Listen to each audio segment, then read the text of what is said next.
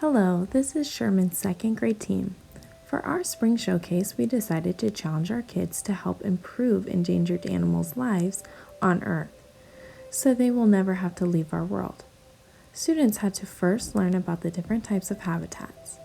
After that, students were asked to research an endangered animal in our own state, and then they had to research another endangered animal that lived in a different habitat.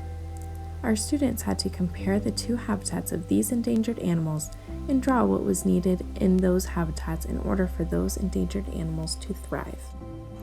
The three of us work on a second grade team. Sherman Elementary is unique because our demographic is low economically. However, we have evolved in the past few years into a STEM school and integrate technology into most of our curriculum on a daily basis. This spring, our students learned about different habitats and researched endangered animals from habitats both distant and local to Idaho. Students discovered what is needed in the different habitats in order to help improve the chances of their endangered species' survival.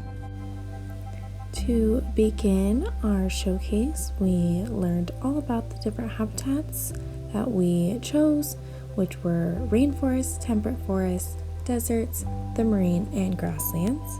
Students then had to pick what their favorite habitat was and write an opinion piece talking about why they thought it was the best.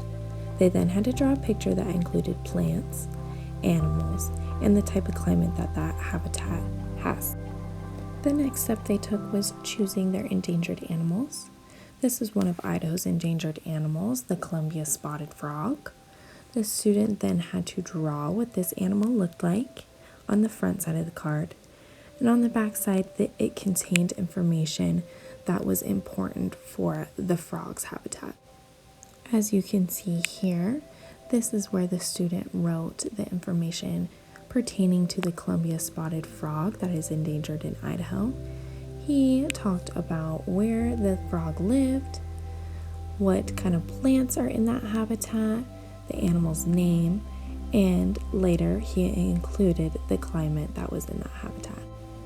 After doing the pictures for both animals from Idaho and other places in the world, the students then had to compare the two habitats that those animals lived in.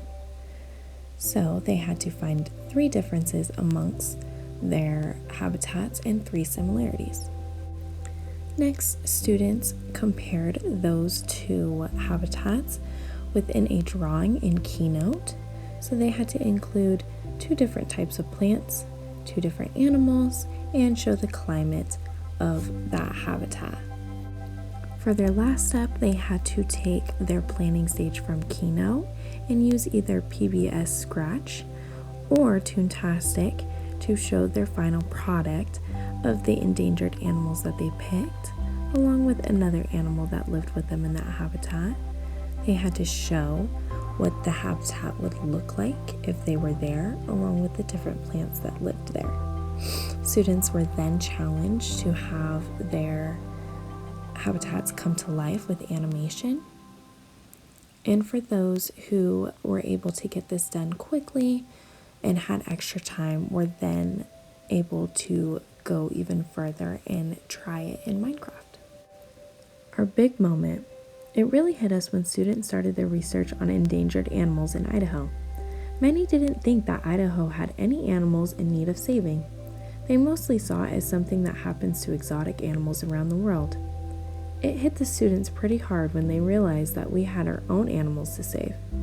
It drove us to deeper conversations with our students, made our students think of how they can help, which ended up leading us back to our last showcase in the fall, where we learned about how we pollute our earth and ways we could help stop pollution. It was amazing to see their learning from the beginning of this year come around once again for another science standard. Into the sunset.